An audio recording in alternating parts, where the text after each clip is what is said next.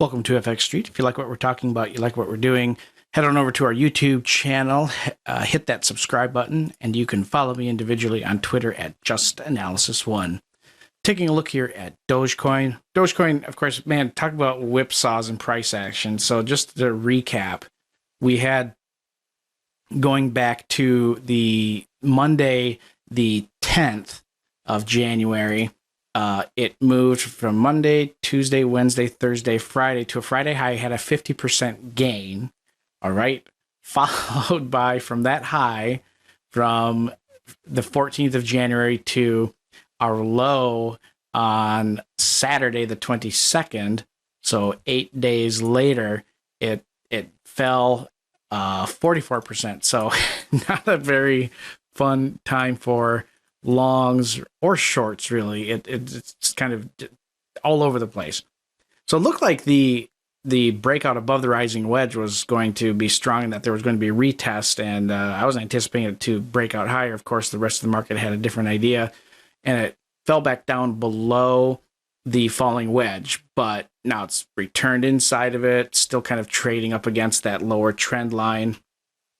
Some pretty strong buying pressure today. Just I rarely look at the hourly, but if you look at the hourly chart, that's a pretty man, Dogecoin really just can't catch a break. It can't have a sustained rally even in a short run. Gets sold off pretty immediately anytime there's a significant spike. But it is kind of getting into this inflection point zone here on the daily, where you have these hidden regular bullish divergence developing on the optics bands and the composite index. Go to the weekly chart. It's the pattern I have drawn here. This is a three rivers pattern, which you have these three troughs pointing to a return higher. This is the thing that is really, really important to watch, and it is the composite index on the weekly chart.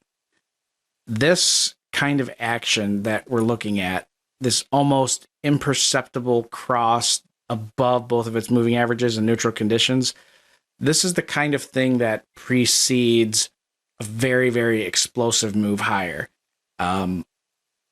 It's Connie Brown wrote about it in her book, Technical Analysis for the Trading Professional, that these kinds of crosses that occur when it's sitting in fairly neutral conditions, these are where the biggest moves occur.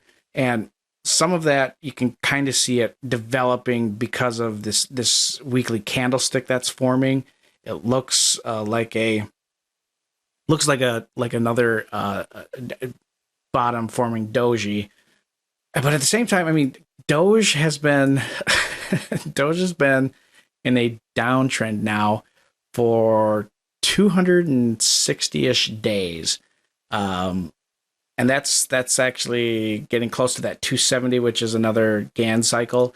So it's approaching the point where the end of this down drive is either here already or it's likely to appear over the next 7 to 8 days. And we'll likely see Doge spike up quite a bit. As far as how high it could go, I would not look. I would be cautious about what it does around 25 cents. That's a strong psychological number. That's where the volume point of control is at. It's very close to the weekly Kijun Sen. And downside risks, again, not much of an update there. Definitely in between that 8 to 9 cent level. Because one of the things that Kosh and I have talked about pretty consistently is that any time it spends below 16 cents, Dogecoin has a very high probability of collapsing into that 8 to 9 cent range because the volume profile is very thin here. But for whatever reason, and certainly you would have thought that over the weekend and last week that would have been the time for it to happen, it didn't. So for Bitcoin does seem to find a lot of buyers down here, and then a ton of sellers when it even moves up a little bit. But it's a confusing zone. But watch for some fireworks to occur here pretty soon on Doge. And yeah, that's what I see. We'll keep you guys updated on it. Thank you all for watching. Please don't forget to like, comment, and subscribe.